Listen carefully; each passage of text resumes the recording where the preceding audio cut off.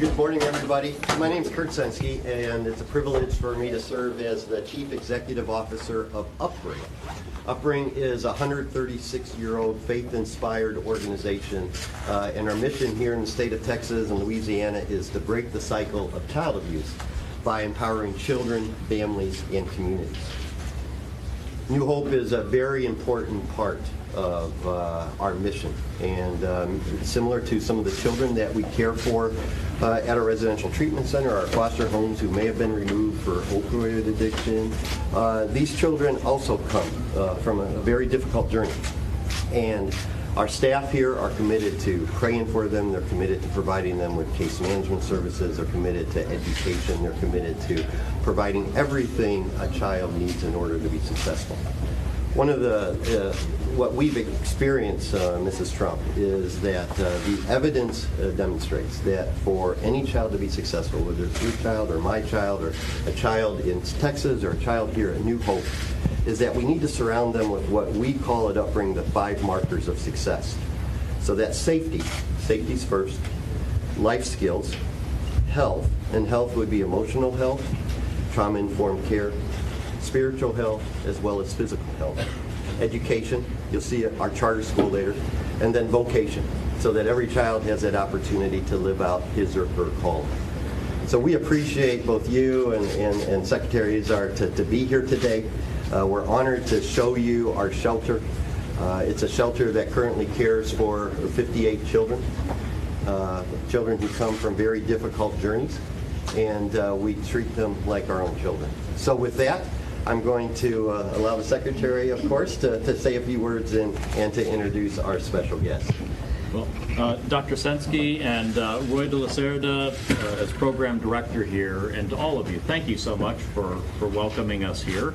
I just wanted you to know how very grateful we are at the Department of Health and Human Services for the work that Upbring does for these children, and we're delighted to hear more about it and hear more about your sense of passion and mission and what you do. We're privileged to be with you, and I'm just delighted that the First Lady is spending today with us and going to get to meet your children and meet you and hear from you. So thank you very much, and Mrs. Trump, I'll give it over to you. Thank you so much for having me here today. I'm glad I'm here, and I'm looking forward to seeing and meeting children. But first of all, let me begin to recognize each of you and thanking you for all what you do, for your heroic work that you do every day, and what you do for those children. We all know they're here without their families, and I want to thank you for your hard work, your compassion, and your kindness you're giving them in these difficult times. I'm here to learn about your facility, and which I know you house children on a long-term basis. And I also like to ask you how I can help to these children to reunite with their families as quickly as possible. So thank you again for all what you do, and thank you as well. Thank you all for what you do. Thank you very much. And please, if you could say a few words. Absolutely. Again, thank you, Dr. Sensky, Secretaries, First Lady, thank you for being here. What we'll do now is that everyone around the table here can introduce themselves and give a brief role of what it is that you all do within your agencies, please. Let me start with one here. Yeah, sure. Hi, I'm Brian Harrison. I'm the Deputy Chief of Staff to Secretary Azar at the Department of Health and Human Services. I'm Manuel Padilla Jr. I'm the Chief Patrol Agent for the U.S. Border Patrol. In our role, we're the first that encounter the many unaccompanied children that come into our country. Good morning. My name is Maggie Wynn. I'm a counselor to Secretary Azar, and I work with the program that funds shelters like Upbring here. Good morning. My name is Mayra Sanchez. I'm the lead clinician here. We provide all the mental health services and the support while they're in their journey upon their reunification. My name is Palavan Bustamante. I'm the lead case manager here. My role here is in reunification. My name is Maribel Felix. I'm the shelter unit manager, and I take care of the everyday operations with the children. Good morning. I am Beatriz Mejia. I'm the medical care coordinator for Upbringing here in New Hope. We do the health screening for each unique health children. Hello, good morning. My name is Crystal Gonzalez. I'm the lead teacher aide. I make sure to these kids to get the best education we can give them so they can have a successful life. Hello, good morning. My name is Nora Yanis Cavazos. I am with HHS ORR, and I work with the program in reviewing the cases of the children who will be reunified with their family members and sponsors.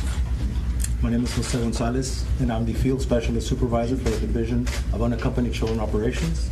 It's nice to meet you. Nice to meet you. Thank you so much. I heard you have like 58 children here. Today we have 55. 55? Yes. Oh, we reunified 3. Oh, that's awesome. So we're always playing with that number. Oh, that's great. So 3 of them, they already reunited with the families. And those children, how many times they speak with their relatives or families per week, for example? Well, the children are allowed to communicate with their family twice a week. Mm-hmm. They get a 10-minute phone call. But first we have to ensure that the persons that they're contacting, their families, are indeed their families. So there is a process. We have to follow all of our policies and regulations and make sure that we positively identify that the persons that they're communicating with are indeed their family. And that could be through verification of birth certificates, photo identification, but they do communicate weekly with their families. So when the children come here, what kind of stage, physical and mental stage they come here?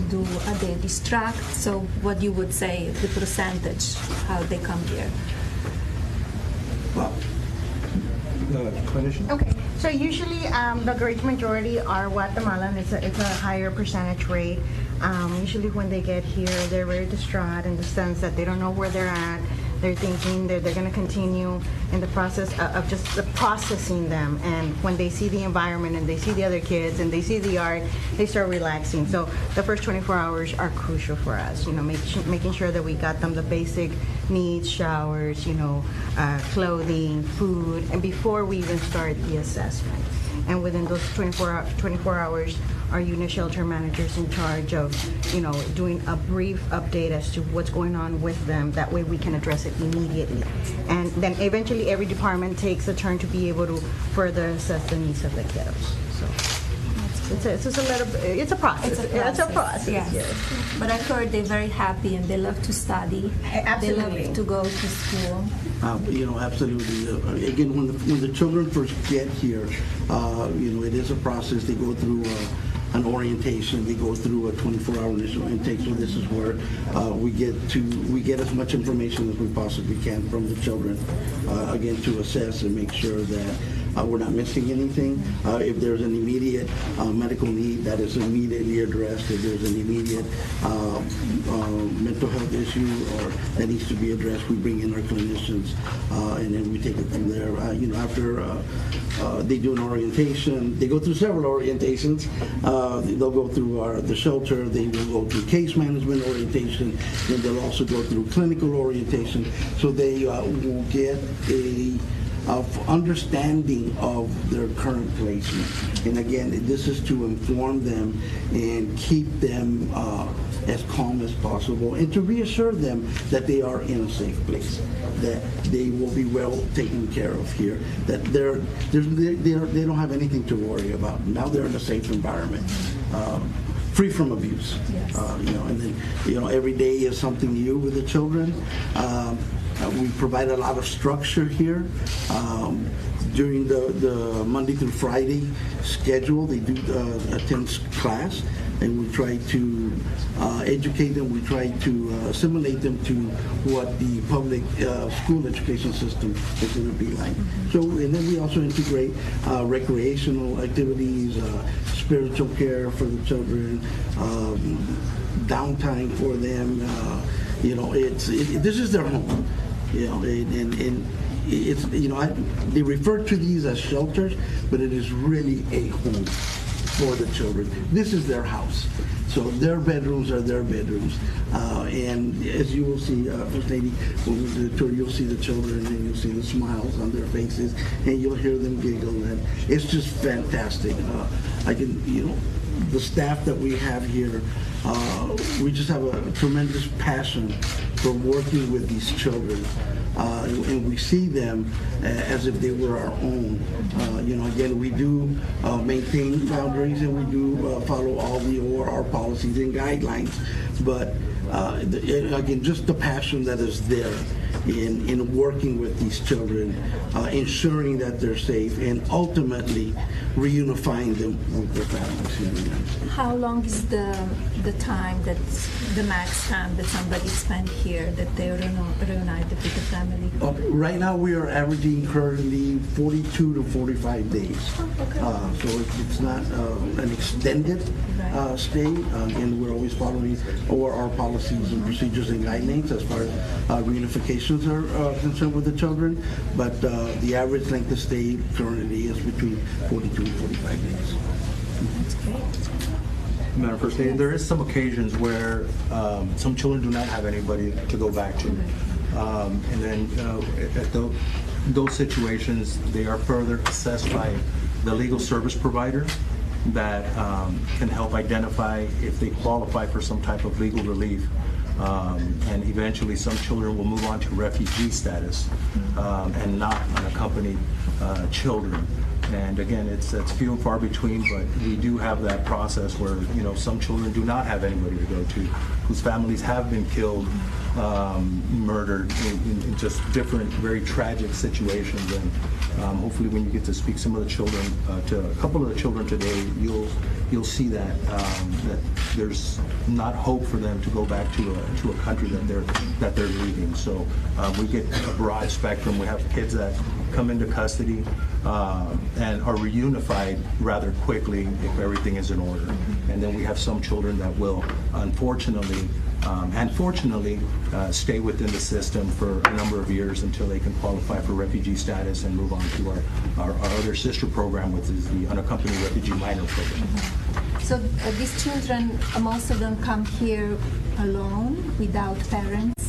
The majority of our children, yes, ma'am, they are unaccompanied and were detained by DHS and Border Patrol for the majority. And that's a big part of who we are and who we work with, yes, ma'am. Because they are between 12 and 17 years old, right? So it's kind of, they kind of understand and they know where they are. So they're not like young children. Yes, ma'am, that's correct.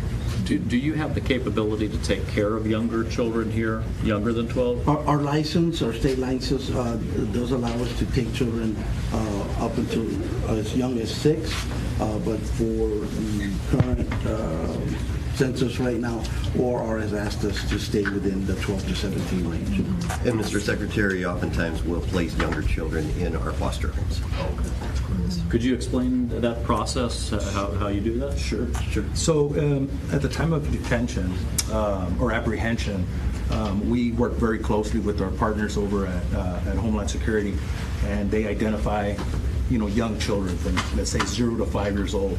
And we have a series of a network of foster homes throughout the United States that are licensed in that particular state to work with children from 0 to 5 years old. And it's a family setting that these kids work in. And again, the same standard applies. We assess them for any medical need or any serious complication where we may have to use doctors, hospitals in that situation, because we get every type of child in our custody. Somebody who's non-mobile, non-verbal, to somebody whose mom may have perished in the Rio Grande or something that here in South Texas. So those kind of kids are taken care of, very special circumstances, and they're throughout the United States also. And we, as Upbring, have foster care programs in Corpus Christi as well as El Paso, and as of today are currently serving around 100 children in those programs. Great. thank you so much. I'm looking forward to meeting children and tour the facility. So thank you very much again for all what you do. Thank you.